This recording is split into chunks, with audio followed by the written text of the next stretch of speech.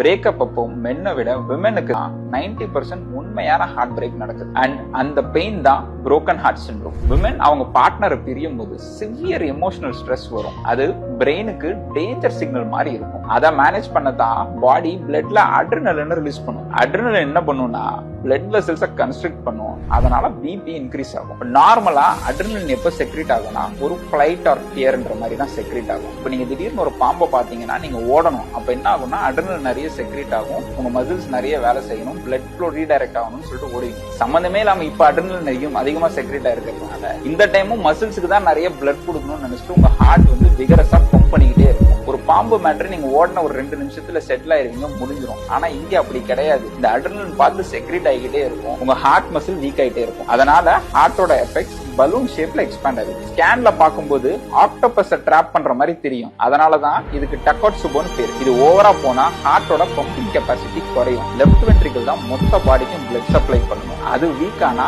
Blood சப்ளையே affect ஆகும். அப்ப விமெனுக்கு வர இந்த சிம்டம்ஸ் ஆன செஸ்ட் பெயின், பிரெத்லெஸ்னஸ் எல்லாம் அப்படியே ஹார்ட் அட்டாக் மாதிரி இருக்கும். அதைத்தான் நாங்க புரோக்கன் ஹார்ட் சிண்ட்ரோம் சொல்றோம். ஒரிஜினல் ஹார்ட் பிரேக்கா இருந்துச்சுன்னா இந்த சிம்டம்ஸ் எல்லாம் இருக்கும். உங்களுக்கு மெடிக்கல் சப்போர்ட் கண்டிப்பா தேவை.